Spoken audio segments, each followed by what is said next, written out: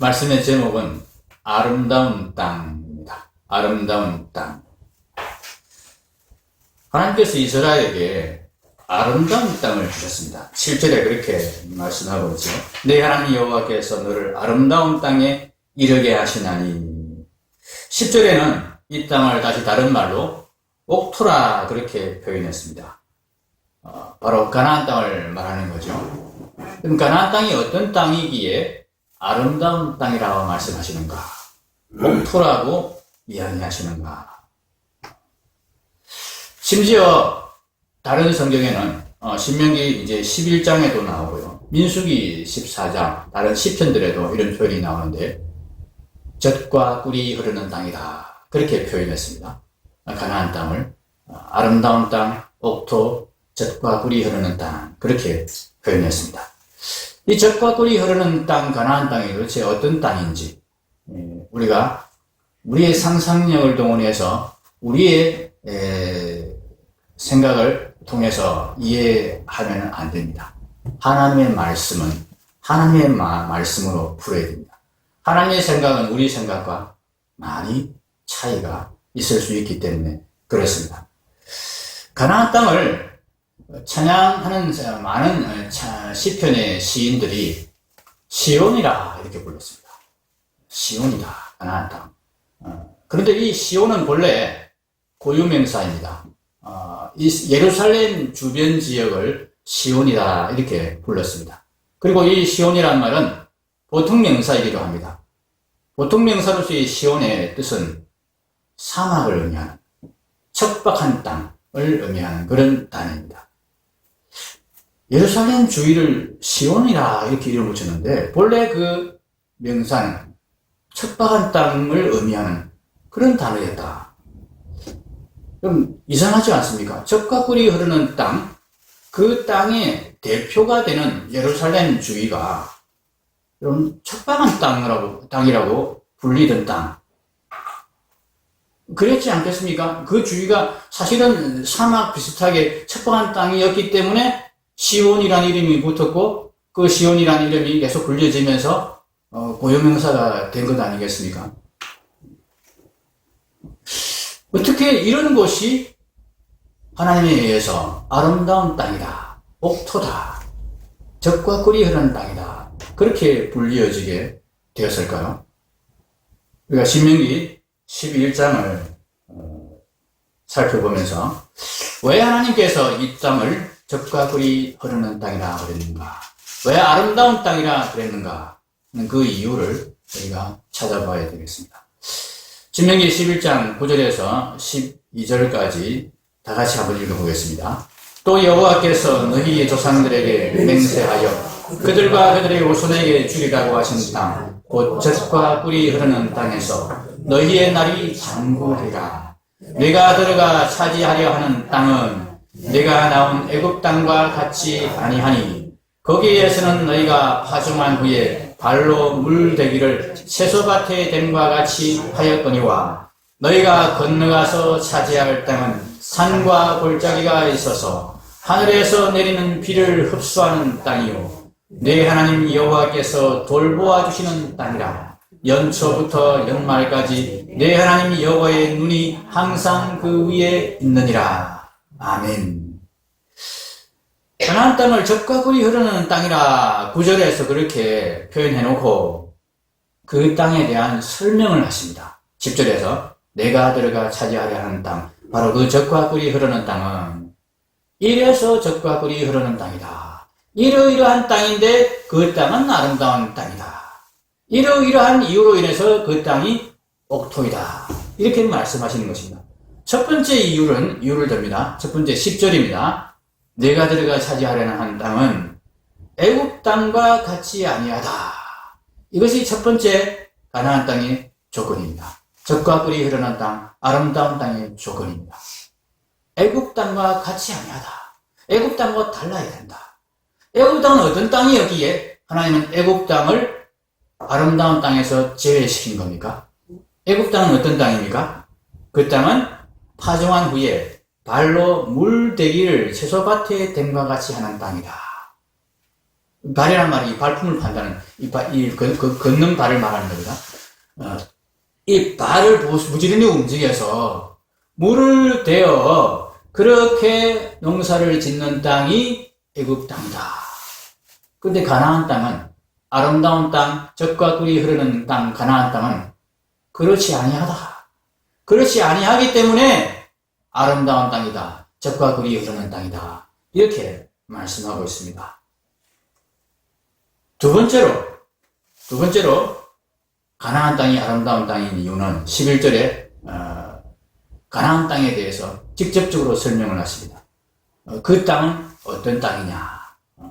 그 땅은 애굽 땅과 다르게 물을 대어서 농사를 짓는 땅이 아니고, 어떻게 설명하십니까? 산과 골짜기가 있어서 하늘에서 내리는 비를 흡수하는 땅이다. 이게 무슨 말일까요? 가나안 땅은 비가 내리면 큰 내를 이루거나 큰 저수지에 모여가지고 그 비가 고여서 저장되는 땅이 아니고 어떤 땅이라고요? 흡수하는 땅이다. 비가 내리면 내리는 족족 땅 밑으로 흡수되는 땅이다. 그럼 가나안 땅에는 큰 저수지도 없고 큰 강도 없습니다. 호수가 하나 있기는 있는데 예루살렘 주변에 사해입니다. 사해. 짠물이라서 농사를 지을 수 없는 물입니다. 저 위에 있는 갈릴리 호수는 완전히 가나안 땅 끝쪽에 있어가지고, 그건 지금이면 모르겠지만은 그 당시로서는 그 물을 끌어다가 써서 농사를 지을 수 없는 그런 형편이었습니다. 가나안 땅은 우리가 소위 말하는 천수답이었습니다. 가나안 땅의 모든 밭이나 노는 천수답이었습니다. 비가 와야 농사를 짓고, 때를 따라 이른 비와 늦은 비가 내려야만이 식물이 자라고 결실을 할 수 있는 그런 땅이었습니다. 그런 땅이기 때문에 아름다운 땅이다. 이게 말이 됩니까? 말이 됩니다. 12절 말씀 때문에 그렇습니다. 12절 말씀이 내 하나님 여호와께서 돌보아 주시는 땅이라. 이런 천수답인 가나안 땅이 정말 아름다운 땅, 젖과 꿀이 흐르는 땅이 되는 이유는 하나님께서 돌보아 주신 땅이기 때문입니다. 연초부터 연말까지 내 하나님 여호와의 눈이 항상 그 위에 있는 땅이기 때문에 하나님께서는 사람의 생각과 전혀 다르게 이렇게 말씀을 하십니다. 여러분은 어떤 땅에 살고 싶습니까? 어떤 땅에서 농사를 짓고 싶습니까? 당연히 물 걱정 안 하고 하늘만 바라보고 있어야 되는, 물이 없으면 하늘 바라보고 기도만 하고 있어야 되는 그런 땅? 여러분, 그런 땅에서 농사 짓고 싶습니까? 아니면 물이 없으면 얼른 뛰어가서 열심히 물을 퍼나를 수 있는, 그래서 농사를 지을 수 있는 그런 확실하게 물이 보장되어 있는 그런 곳에서 농사를 짓고 싶습니까? 근데 하나님은 이스라엘에게 애굽 땅에서 출애굽시켰어. 언제든지 열심히 발품만 팔면 농사를 지을 수 있는, 열심히 노력만 하면 잘 살 수 있는 그 애굽 땅에서 빼내어 가지고 하늘만 쳐다봐야 되는, 하나님만 바라보면서 살아야 되는 가나안 땅으로 옮겨서 놓고는 이 땅이 아름다운 땅이다. 이 땅이 젖과 꿀이 흐르는 땅이다.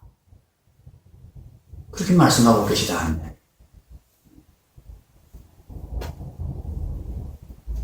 이런 믿음이 없는 사람에게는 가나안 땅은 너무나 척박하고 건조한 땅이고 참으로 좀 불안해서 살 수 없는 땅입니다. 그런데 하나님을 믿는 자들에게, 하나님을 정말 신뢰하는 자들에게는, 하나님과 정말 신뢰관계가 형성이 되고 하나님을 기쁘시게 하고 하나님이 기뻐하시는 사람들에게는 이 가나안 땅은 농사짓기 너무나 편한 곳입니다.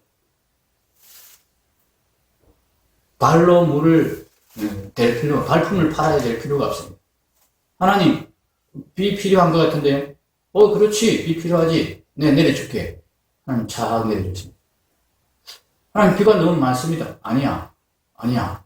네 생각에는 많아 보이는데, 이번에는 비를 조금 많이 해야 돼.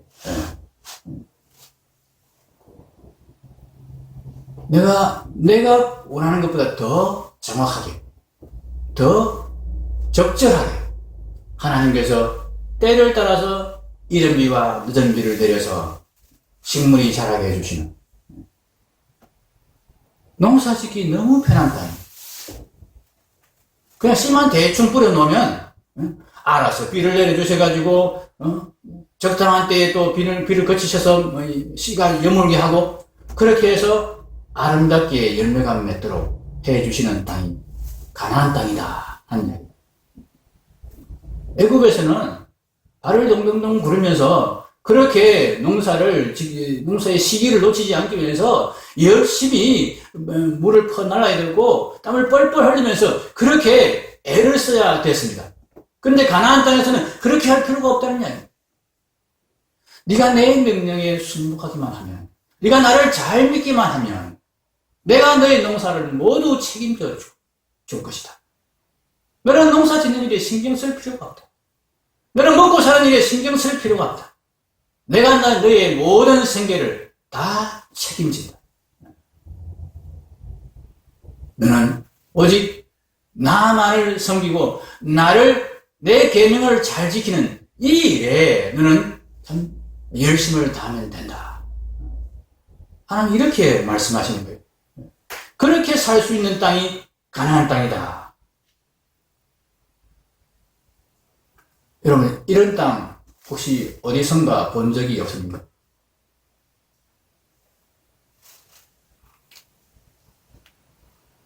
나는 아무것도 하지 않아도 되고 하나님께서 내게 필요한 것을 다 챙겨주시는 땅.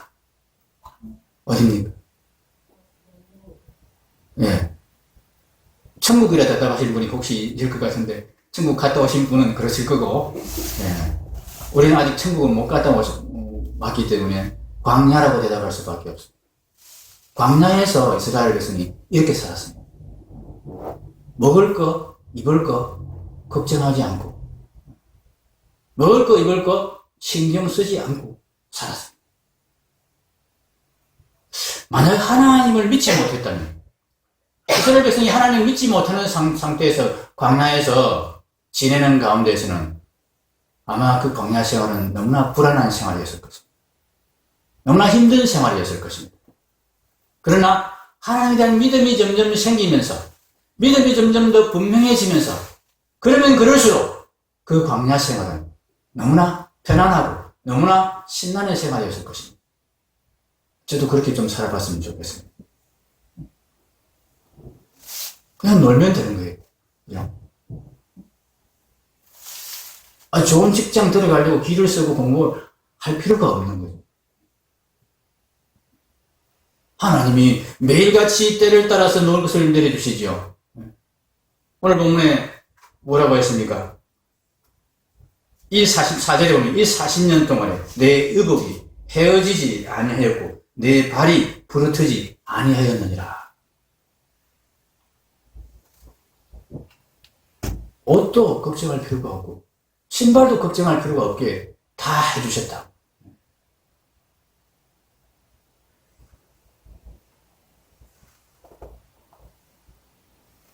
하나님을 믿지 못하고 자기가 어떻게 챙겨서 자기가 자기 먹을 것을 좀 더 내일 하나님께서 안 주시면 어떡하지? 내일 만나를 안 내려주시면 어떡하지?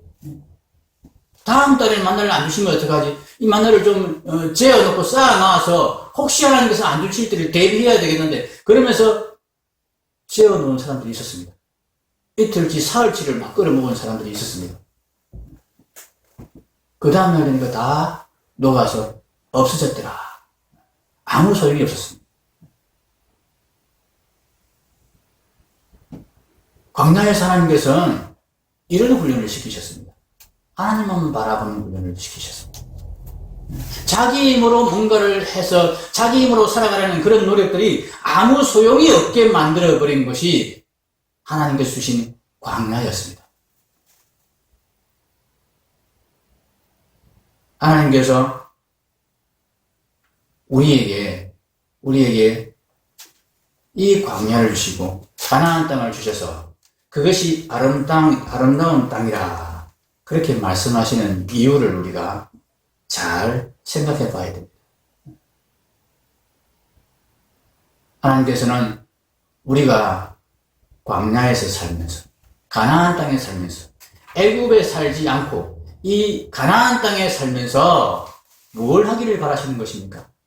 하나님을 신뢰하는 믿음을 굳게 하기를, 이 믿음이 분명해지기를 하나님 바라시는 것입니다. 그래서 우리는 이 가나안 땅이 전혀 아름다워 보이지 않는데 하나님은 아름다운 땅이다, 젖과 꿀이 흐르는 땅이다 그러시면서 우리를 거기로 인도하여 들이시는 것입니다. 우리가 정말 하나님이 주시는 복을 누리려면 이 가나안 땅이 이제 우리에게도 아름다운 땅이 되어야 합니다. 이 가나안 땅이 가장 행복한 땅으로 우리에게 다가오는 믿음에 우리가 이르러야 합니다. 우리의 눈이 가려져가지고 우리의 어리석음 때문에 우리는 애굽 땅이 더 안전한 땅이고 애굽 땅이 더 좋은 땅처럼 그렇게 여길 때가 참 많습니다. 이 어리석음에서 우리가 벗어나야 됩니다. 애굽 땅에서 우리가 우리의 노력과 우리의 힘으로 할 수 있는 일이 도대체 무엇입니까? 하나님께서 참 우리에게 열심히 살고 심은 대로 거두어지는, 열심히 살 때에 뭔가를 얻게 되고 열심히 심었을 때 그 심은 대로 결과를 받게 되는 이 삶의 원리를 우리에게 주셨습니다. 근데 이것이 본래 하나님께서 우리에게 주신 삶의 원리가 아닌 것을 우리가 알아야 됩니다. 콩 심은 대로 콩 나고, 심은 대로 거두고, 하는 이 삶의 원리, 다른 말로 표현하면 인과응보의 원리가 어떻게 주어졌는지를 우리가 알아야 됩니다. 언제, 어디서, 어떻게 주어졌습니까? 창세기 3장에서 주어졌습니다. 아담과 하와의 타락 이후에 하나님께서 아담에게 뭐라고 말씀하셨습니까? 너는 땀을 흘려야, 수고하여야 먹을 것을 얻을 것이다. 수고해야, 열심히 일해야 그 대가를 얻을 수 있는 것. 이것은 본래 하나님께서 우리에게 주신 삶의 원리가 아닙니다.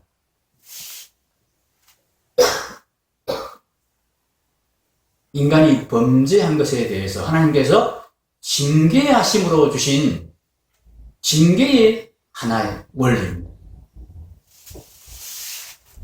본래는 우리가 어떻게 사는 것입니까? 하나님 주신 것으로, 하나님의 은혜로 우리가 사는 존재였습니다. 하나님이 다 해주신 것, 다 장만해 주신 것, 하나님이 다 키워주신 것, 그걸 그냥 그대로 감사하며 먹고 살면 되는 그런 존재가 우리들이었습니다. 그런데 인간이 하나님에 대해서 거역하고 반역하게 되니까 하나님께서 인간에게 네가 나의 은혜를 정말 하찮게 여기고 나의 은혜를 정말 참 벗어나려는 그런 이상한 생각을 하는 것을 내가 보니까 내가 뭔가 징계를 좀 내려야 되겠다. 앞으로 너는 너가 먹고 사는 문제에 있어서만큼은 네가 고생을 좀 해야 먹고 살도록 내가 해주겠다. 해놓겠다. 이 고생하면서 하나님 뭐 느끼려고 하신 겁니까? 옛날이 좋았는데 하나님께서 은혜로 다 주셨는데 내가 하나님을 거역하니까 이렇게 고생해야 되는구나, 이렇게 힘들어야 되는구나, 이러면서 어디로 가라고요? 하나님 은혜로 사는 그것으로 돌아가게 하기 위해서 이렇게 징계를 주셨는데 인간이 어떻게 했습니까? 거꾸로 왔습니다. 거꾸로. 열심히 일을 해야 잘 살 수 있어. 그래, 좀 더 열심히 일을 해야 돼.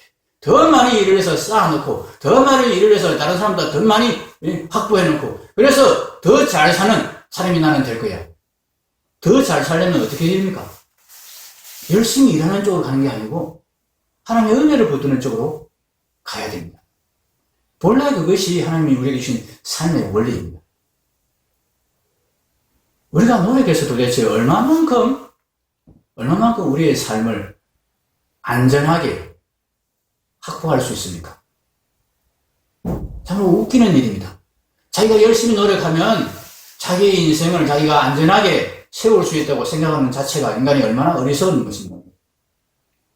하나님은 아주 작은 부분 하나 너희가 노력해서 힘들어야 먹고 살 수 있도록 해놓겠다. 그렇게 해석하신 겁니다. 나머지 부분은 99.99%는 여전히 하나님의 은혜로 살아가는 존재가 인간입니다. 그걸 모르고 0.001% 부분에서 자기가 노력해가지고 그것에서 조금 차이가 나고 조금 덜 노력하면 부족한 그런 일들이 생기니까 노력하는 것이 최고다. 내가 열심히 일해서 잘 살 수 있어. 이렇게 좀 엉뚱한 착각을 하는 것이 인간이들 아니에요.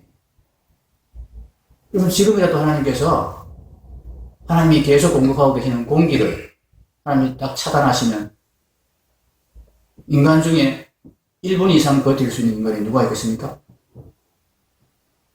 없습니다. 그뿐입니까? 하나님께서 중력을 쌓아 개조해버리시면 여기 앉아 계실 분이 아무도 없겠죠, 그죠? 하나님께서 전기라는 것을 없애버리시면 바로 적사합니다. 우리 몸 안에 전기가 있어야, 이 전기가 통해야 대사활동을 할 수 있고 우리가 생명을 유지할 수 있습니다.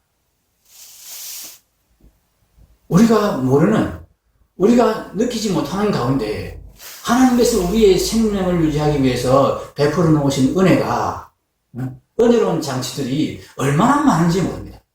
그것 때문에 우리가 살아가고 있는데 이걸 모르고 지가 열심히 노력하면 잘 사는 줄 알고 하나님이 그냥 징계로 하나 주신 건데 앞으로는 네가 나를 거역했으니까 이 거역한 것을 계속 기억하고 계속 생각하면서 다시는 거역하지 않도록 하기 위해서 내가 너에게 가벼운 벌 하나를 주겠다. 그래서 주신 이 벌칙을 거꾸로 생각해가지고 하나님 없이 자기 노력으로 잘 살 수 있는 길이 있는 줄 알고 그렇게 달려가는 이 인간의 모습이 얼마나 어리석은가. 애굽이 더 좋은 땅이라고 그렇게 달려가는 인간의 모습이 여러분 우리의 모습 중에서도 그런 모습이 있지 않습니까? 하나님의 은혜가 없으면 우리는 살 수 없는 존재입니다. 결국은 우리가 하나님의 은혜로 사는 존재입니다.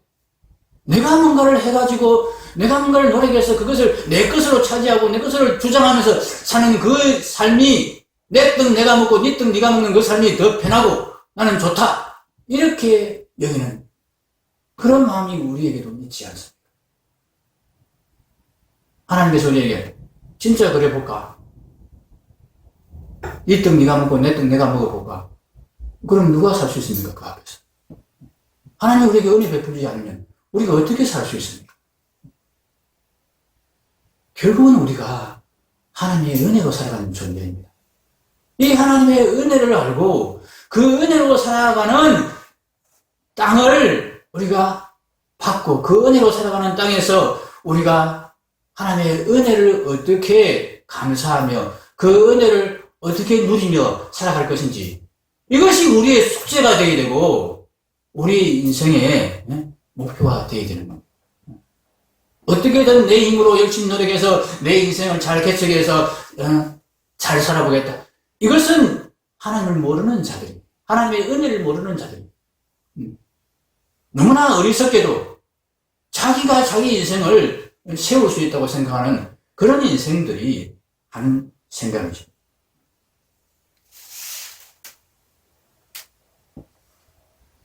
하나님이 주시는 아름다운 땅은 바로 은혜로 살아가는 땅입니다. 하나님께서 우리가 이걸 잘 모르니까 억지로라도 은혜로 살아가도록 만들어버리십니다. 광야로 몰아넣으셔서 자기가 아무것도 할 수 없도록 자기 힘으로는 아무것도 해낼 수 없는 곳에 몰아넣으셔서 하나님의 은혜만 바라보도록 하늘만 쳐다보도록 그렇게 만들어버리십니다. 가나안 땅으로 데려가셔서 넣으셔서 물을 대어 농사를 짓지 않게 하시고 하늘만 쳐다보며 농사를 짓도록 그렇게 만드십니다. 그렇게 해서 하나님께 언제나 구하고 하나님을 언제나 바라보고 하나님을 언제나 기억하면서 하나님 주시는 은혜로 살아가는 연습을 하게 하시는 것입니다. 우리가 정말 본격적으로 100% 하나님의 은혜로 살아가는 천국을 누리기 전에 하나님은 이런 연습을 우리에게 시키시는 것입니다. 이 땅에서도 하나님은 자기를 믿는 백성들에게는 이런 훈련을 시킬 것입니다. 자기 힘으로 살아가지 않냐고. 내 힘으로 안 되는구나. 내 힘으로 내가 살 수 있다고 생각하고 열심히 살았는데 열심히 잘 살 수 있는 것이 아니구나. 하나님께서 은혜 베푸셔야 되는구나. 이것을 자꾸 경험하도록, 자꾸 인정하도록 하나님 그렇게 만드실 것입니다. 하나님께서는 이 훈련을 하도록 이스라엘에게 가나안 땅을 주셨는데, 가나안 땅은 아름다운 땅이라고 말씀하셔 주셨는데, 이스라엘은 이 가나안 땅을 아름다운 땅으로 누리는 일에 실패했습니다. 그들이 왜 실패했습니까? 오늘 말씀으로 우리가 다시 돌아가겠습니다. 오늘 말씀 앞부분을 한번 보십시오. 그들이 실패한 이유가 나옵니다. 2절에 기억하지 않았습니다. 내 하나님 여호와께서 이 40년 동안에 내게 광야길을 걷게 하신 것을 기억하라. 가나안 땅에 들이시기 전에 광야길을 통해서 하나님께서 확실하게 은혜로 사는 법을 훈련시키셨습니다. 그런데 그 40년의 광야의 삶을 이스라엘이 기억하지 않았다. 광야에서 가르쳐 주신 그 교훈을 제대로 배우지 않았다. 그 하나님의 말씀을 하나님 말씀으로만 사는 떡으로 산 것이 아니고 하나님의 말씀으로 살았던 그 삶을 제대로 배우지 않았습니다. 3절에 여호와의 입에서 나오는 모든 말씀으로 사는 줄을 내가 알게 하려. 배운다는 뜻입니다. 몸으로 체득한다는 뜻입니다. 그것을 몸으로 체득하기 위해서 광야의 삶을 경험하게 하신 것입니다. 가나안 땅에서도 하나님은 그런 삶을 살기를 원했는데 이스라엘은 실패를 거듭하면서도 가나안 땅에서 하나님의 말씀을 하나님이 가르쳐 주신 그 교훈들을 기억하고 마음에 새기지 않았습니다.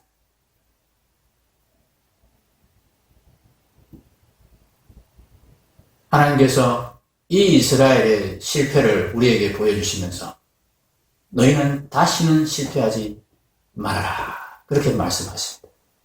우리가 다시는 실패하지 않도록 우리에게 놀라운 새 언약을 주셨습니다. 가나안 땅에는 그 중심에 성전이 있었습니다. 여러분, 성전은 뭘 하는 곳입니까? 성전은 기도하는 집이었습니다. 기도가 무엇입니까?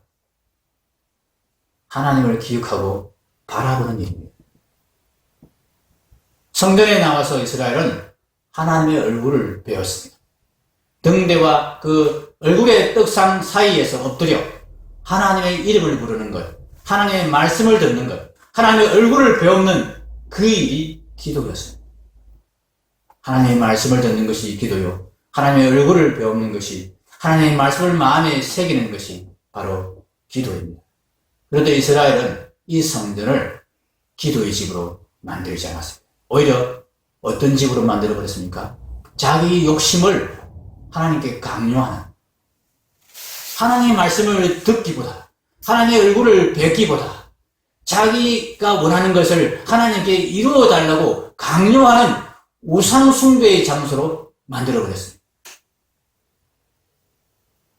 그래서 하나님께서 그 성전을 없애버리신 것입니다.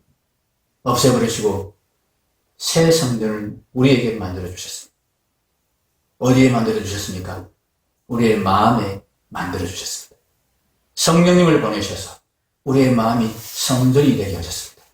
이 성전에서 성령께서 계속해서 하나님의 말씀을 우리에게 들려주고 하나님의 얼굴을 성령님을 통해서 보게 하고 하나님을 기억하게 함으로써 우리가 이 하나님이 주시는 은혜로 살아가는 자들임을 잊지 않게 하시고 기억하게 하시고 하나님이 주시는 가나안 땅을 바라보며 은혜로 살아가는 땅이 아름다운 땅인 줄 인정하고 은혜로 살아가는 이 삶을 열심히 살고 그 삶을 오히려 참으로 좋아하고 그 삶을 동경하는 그런 사람으로 우리를 만들어내시는 것입니다.